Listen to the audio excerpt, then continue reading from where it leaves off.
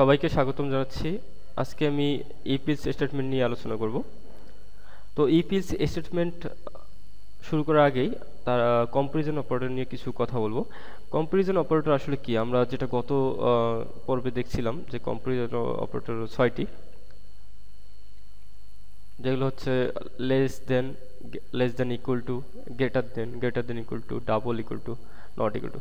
তো comparison operator মানে হচ্ছে তুলনামূলক অপারেটর, যেগুলো হচ্ছে তুলনা করে। আমি সাপোজ দুটি সংখ্যার ক্ষেত্রে ভাবতে পারি যে 3, 5, এখানে 3 কি 5-এর চেয়ে ছোট না বড়, এই ধরনের কাজগুলো করার ক্ষেত্রে আমি ইফ স্টেটমেন্ট ইউজ করব। তো এই ধরনের কাজগুলো করার জন্য আমরা কম্পারিজন অপারেটর ইউজ করব। এবং কম্পারিজন অপারেটরের যে টেবিলটা আমরা দেখতে পাচ্ছি, এখানে আমরা ডিটেলস বলতে পারবো, যে ডিটেলস জানতে পারবো যে কম্পারিজন অপারেটর এখানে আমি লেস দেন যেটা দেখতে পাচ্ছি, এটা হচ্ছে উদাহরণ এখানে হিসেবে দেখতে পারি এ লেস দেন বি, মানে এ কি আসলে বির চেয়ে ছোট। এখানে অবশ্যই যদি এই আমরা comparison operator true or false করতে চাই, মানে কম্পারিজন অপারেটর আসলে মেইনলি দুইটা রেজাল্ট দেয়, একটি হচ্ছে ট্রু এবং ফলস। ট্রু বলতে 1 আর ফলস বলতে 0, যে আপনার উদাহরণটি কি আসলে ট্রু না ফলস, ঠিক এই দুটি রেজাল্টের বাইরে কিছুই বলতে পারে না। তা ঠিক এখানে উদাহরণ হিসেবে এ লেস দেন বি মানে হচ্ছে এ কে অবশ্যই বির চেয়ে ছোট হতে হবে, তাহলে এটি এ লেস দেন অপারেটরটি আমাদের সত্য হবে। যেমন পরেরটাতে দেখতে পারি লেস দেন ইকুয়াল টু, যদি A less than equal to B মানে এ কে অবশ্যই বির চেয়ে ছোট অথবা সমান হতে হবে। এভাবে এ গ্রেটার দেন বি, এ কে বির চেয়ে বড় হতে হবে। A greater than equal to B, একে বির চেয়ে অবশ্যই বড় অথবা সমান হতে হবে। তেমন A double equal to B মানে হচ্ছে এ অবশ্যই বি সমান হবে, সমান না হলে এটা ফলস হবে। তেমনভাবে এখানে নট ইকুয়াল টু দেখতে পাচ্ছি, এ নট ইকুয়াল টু বি মানে এ বির সমান হবে না। তো আমরা কিছু এক্সাম্পল দেখে নিই ক্লিয়ার করার জন্য যে আসলে কম্পারিজন অপারেটর ইফ স্টেটমেন্টে কীভাবে কাজ করে। আমি যেটা অল্প কিছুক্ষণ আগে বললাম, কম্পারিজন অপারেটর সর্বদা কয়টা রেজাল্ট প্রকাশ করে? দুইটা, একটা হচ্ছে ট্রু আর ফলস মানে সত্য অথবা মিথ্যা। তো আমরা কিছু এক্সাম্পল দেখি। এখানে আমি লেস দেন দিয়ে যে এক্সাম্পলটা দেখতে পাচ্ছি, 3 লেস দেন 5, এটি কি আসলে সত্য? অবশ্যই সত্য, কারণ 3 5-এর চেয়ে ছোট, তাহলে এটা অবশ্যই সত্য।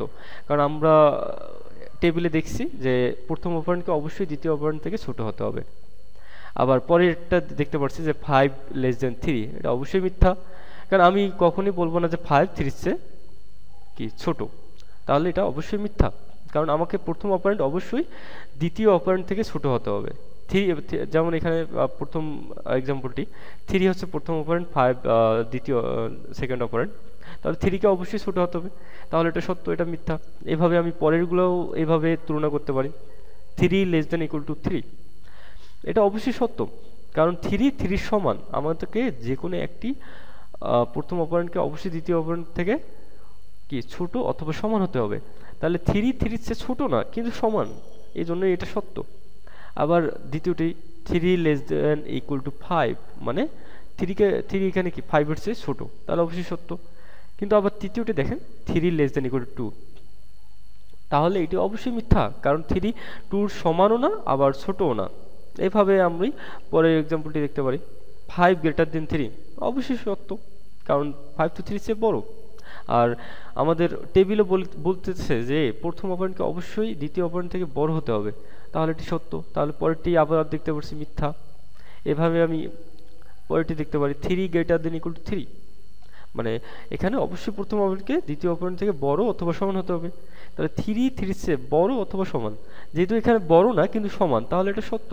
এভাবে 3 গ্রেটার দেন ইকুয়াল টু 2 মানে 3-কে অবশ্যই 2-র চেয়ে বড় অথবা সমান হতে হবে, তাহলে বড়, যেহেতু 3 2-র চেয়ে বড়, তাহলে এটা একটি কন্ডিশন মিলছে, তাহলে এটা সত্য। এবার 3 গ্রেটার দেন ইকুয়াল টু 5, 3 5-এর চেয়ে কখনই বড় অথবা সমান না, তাহলে এটা মিথ্যা। এভাবে 3 ডাবল ইকুয়াল টু 3 মানে 3 ডাবল ইকুয়াল টু কথাটা থাকলে এটি আমরা দেখলেই আমরা এটাকে ধরে নেব যে দুটি এক সমান হতে হবে। যদি দুইটাই একই সংখ্যা হয় তাহলে সত্য, না হলে মিথ্যা। যেমন 3 equal to 3 double equal two 3 মানে এটি সত্য, কিন্তু 3 ইকুয়াল টু 2 আমি দেখতে পাচ্ছি, তাহলে ঠিক এটি হচ্ছে মিথ্যা। এভাবে 3 নট ইকুয়াল টু মানে আমি নট ইকুয়াল টু মানেই জানি যে দুটি সংখ্যা কখনো সমান হবে না, তাহলে সমান না হলেই সত্য। তাহলে 3 ইকুয়াল টু নট 2, যেহেতু দুটি সংখ্যা এক না তাহলে এটি অবশ্যই সত্য।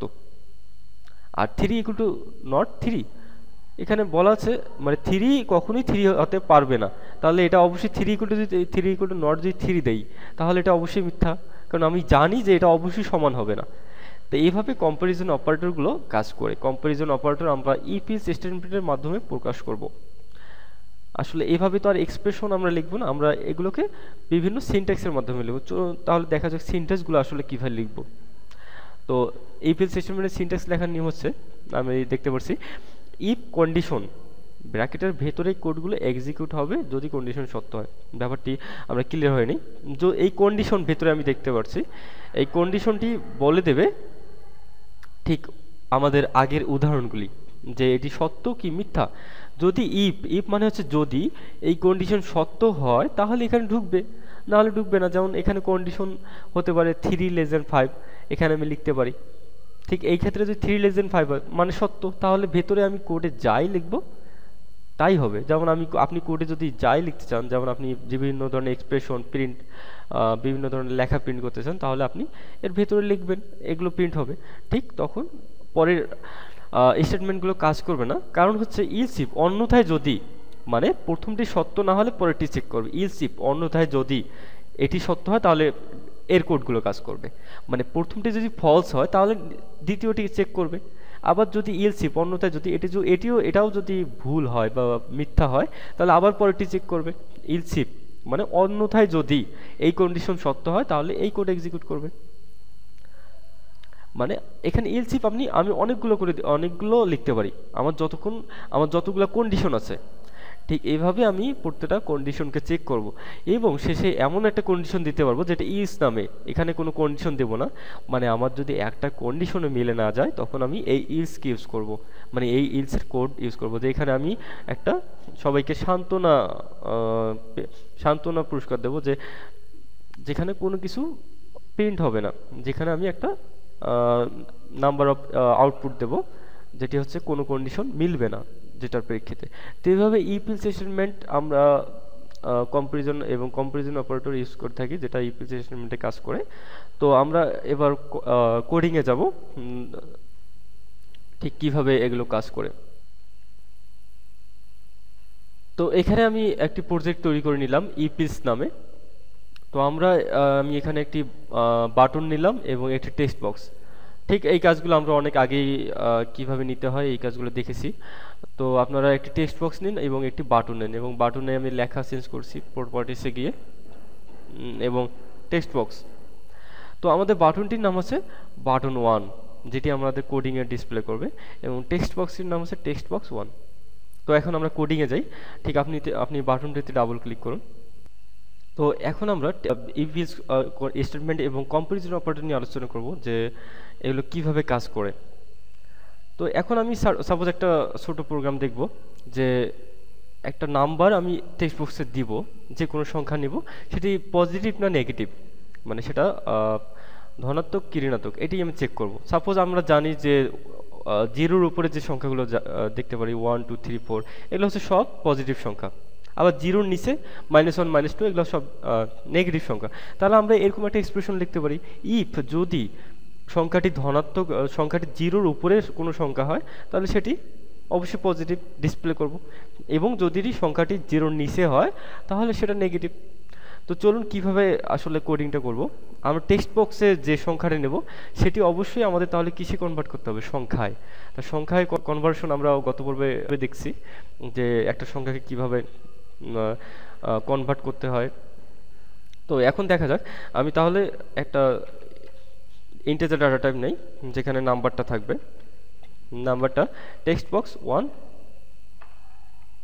ডট টেক্সট কি করব, ডট আমরা এটাকে কনভার্ট করব। এটাকে কিসে কনভার্ট করব, ইন্টিজারে কনভার্ট করব। তাহলে কনভার্ট ডট টু ইন্টিজারে কনভার্ট মানে আমি যে সংখ্যাটি টেক্সট বক্সে লিখব সেটি কিসে কনভার্ট হবে, ইন্টিজারে। ঠিক এখন আমি নাম্বার নিয়ে যে কোনো সময় কাজ করতে পারবো। আমি এখন সাপোজ লিখলাম ইফ আমরা এখন ইফ নিয়ে কাজ করব।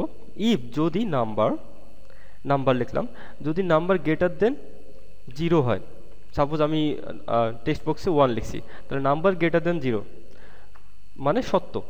তাহলে সত্য হলে ইফের ভেতরে যে স্টেটমেন্টগুলো লিখবো এগুলো এক্সিকিউট হবে। সাপোজ দেখলাম message box dot show this number is positive, this number is positive. যদি আমরা তাহলে অন্য কোনো সংখ্যা দিই তাহলে কোনো মেসেজ বক্স দেখাবে না কারণ আমরা জানি যে নাম্বার গ্রেটার দেন 0 হলে মেসেজ বক্সে নাম্বারটি পজিটিভ হবে। তাহলে চলুন এখন রান করে দেখি F5 প্রেস করে।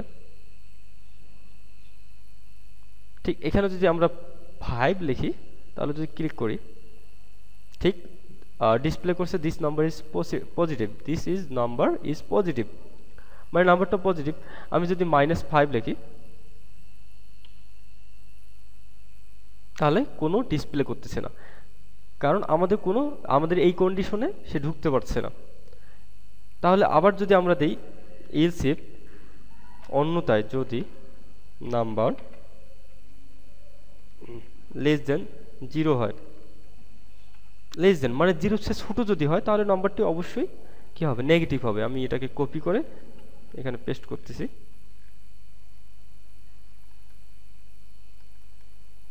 This number is negative.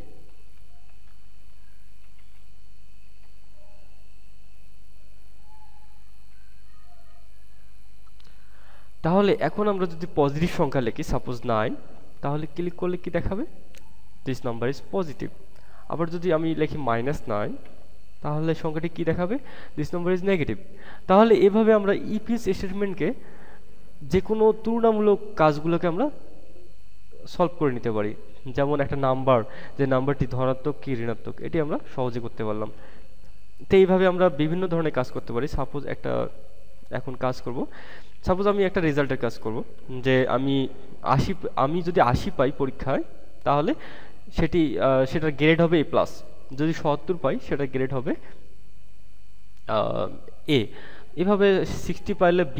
এইভাবে আমরা করতে পারি যে যদি নাম্বার গ্রেটার দেন 80 অথবা ইকুয়াল টু, তাহলে গ্রেটার দেন ইকুয়াল টু 80, যেহেতু 80 পেলেও A+, আবার 80-র উপরে, তাহলে গ্রেটার দেন ইকুয়াল টু দুইটাই লিখতে হবে একসঙ্গে। তাহলে এই যদি number greater than equal to 80 হয় তাহলে আমরা কি করব, মেসেজ বক্স ডট শো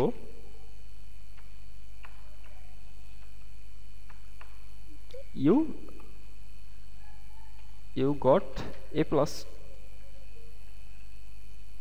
আর যদি অন্যথায় অন্য কোনো ইনপুট টাইপ করে 80-র নিচে 60-70, তখন অবশ্যই সে A+ পাবে না, সে কিছুই দেখাবে না। তাহলে আমরা ওটাকেও লিখতে পারি ইলস ইফ, অন্যথায় যদি আমরা এটাকে কপি করতে পারি,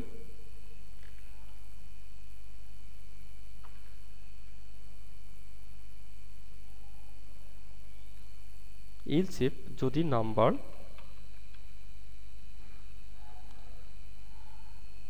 গ্রেটার দেন ইকুয়াল টু 70, কারণ যদি নাম্বারটি 80-র উপরে না হয় তাহলে অবশ্যই নিচে চেক করবে, এবং নিচে চেক করা মানে আমরা আবার লিখতে পারি যদি নাম্বারটি গ্রেটার দেন ইকুয়াল টু 70 হয়, মানে 70 পাইলে যেহেতু সে পাবে কি A। তাহলে 80 যদি পায় বা 80-র উপরে পেয়ে থাকে তাহলে আগেই প্রিন্ট হবে, তাহলে এলসিপি ঢুকবে না। অন্যথায় মানে এটি যদি না হয়, এই কন্ডিশন যদি সত্য না হয় তাহলে পরের কন্ডিশনে যাবে, কিন্তু এই কন্ডিশন যদি হয় তাহলে তো এখানে যাওয়া তো কোনো প্রশ্নই আসে না। কিন্তু এই কন্ডিশন না হলে তখন কি চেক করব, 70, যে নাম্বার কি ওর 70, ওকে 70 পেয়েছে, তাহলে যদি 70 পায় বা 70-এর উপরে পেয়ে থাকে, 70 থেকে 79, সে কি পাবে, ইউ গট A, এই পাবে। তাহলে আমরা এখন রান করে দেখি যে আমি যদি 82 লিখে থাকি, ঠিক ইউ গট A+। এভাবে যদি 80 লিখে থাকি ইউ গট A+ দেখাবে অবশ্যই। কিন্তু ঠিক যদি আমি 75 বা 79 এরকম কোনো নাম্বার দিই, ইউ গট A, মানে আমার ঠিক রেজাল্টই দেখাচ্ছে 77, ইউ গট A। আর ঠিক যদি আমি অন্য কোনো ইনপুট দিই, যেমন 60-50, কিছুই দেখাবে না। কারণ আমি কোনো ইনপুট দেইনি। এজন্য আপনি একটা ইলস স্টেটমেন্ট দিতে পারেন, মানে যেটা হচ্ছে মানে প্রত্যেকটা ইনপুটের জন্য একটা কাঙ্ক্ষিত রেজাল্ট দিয়ে রাখবেন। Suppose message box dot show যে ইউ গট নাথিং। তাহলে যদি আমি লিখি সাপোজ 60ও লিখি, লেখা দেখাবে ইউ গট নাথিং, মানে ঠিক ইফ স্টেটমেন্টের কন্ডিশনটুকু কাজ করেনি, ইলস ইফ কন্ডিশনও কাজ করেনি, ঠিক তাহলে কোনটি কাজ করবে? শেষে যে ইলস স্টেটমেন্টটি কাজ করবে, যে কি ডিসপ্লে হবে। তো এইভাবে আমরা ইফ ইলস ইফ স্টেটমেন্টের কাজ করে থাকি। এইভাবে আপনি অনেকগুলো ইলস ইফ লিখতে পারেন। সাপোজ এইভাবে ইলস ইফ বাড়াতে মানে রেজাল্টের কাজের ক্ষেত্রে সাপোজ 60 পেলে ও বি পাবে। এভাবে আমরা কাজগুলোকে ধীরে ধীরে বাড়ায় নিতে পারি। সাপোজ 65 পেলে সে বি পাবে, তাহলে ইউ গট বি। তো এইভাবে আমরা একটা রেজাল্টের কাজ করতে পারি। পরবর্তীতে আমরা এই ইফ ইলসের কীভাবে প্রত্যেকটা তুলনামূলক কাজগুলো করে, এই কাজগুলো আমরা নিজেরাই চেষ্টা করব। সবাইকে ধন্যবাদ।